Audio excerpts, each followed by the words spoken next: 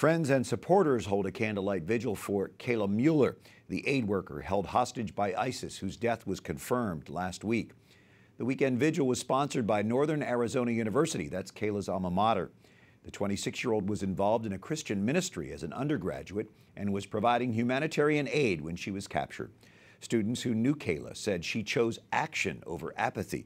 The vigil was described as an uplifting gathering of several hundred people that will inspire people of faith to get involved, just as Kayla did. Carol Thompson is joining us from Arizona, a professor of political economy at Northern Arizona University. She knows Kayla Mueller very well and worked with her on peacemaking initiatives. You called Kayla an ecumenical peacemaker. Describe what you mean by that.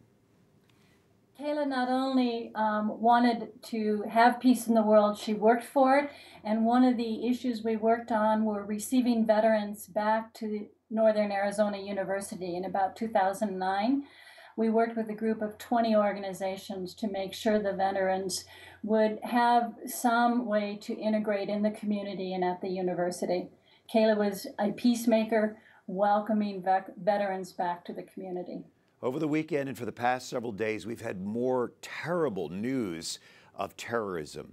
You're working with a support system there in Flagstaff for her family. How is this being taken? The family very much feels every single killing because it's the opposite of Kayla.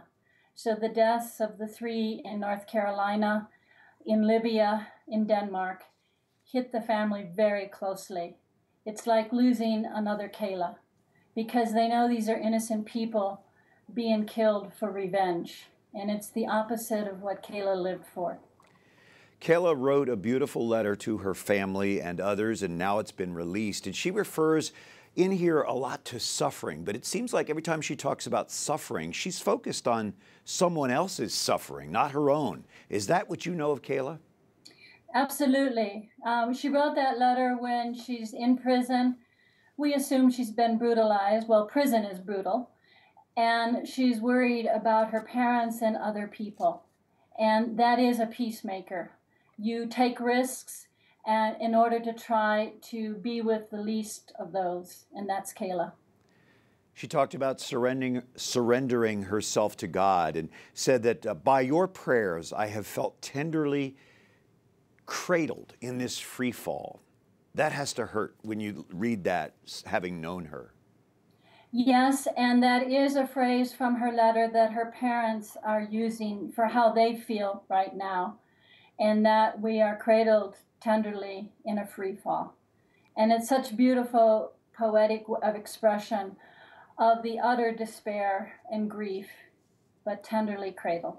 She also wrote, please be patient, give your pain to God. Do you think that's what her family is doing now? I know that's what her family is doing now. It's the only way they could continue to breathe and live.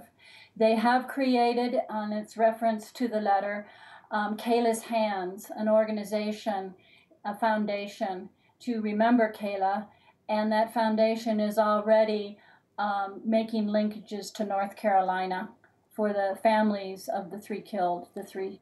Well, we'll pass that information across to our viewers, and we thank you for joining us. Carol Thompson, a political economy professor at Northern Arizona University. We appreciate you sharing your personal relationship with Kayla Mueller. Thank you very much.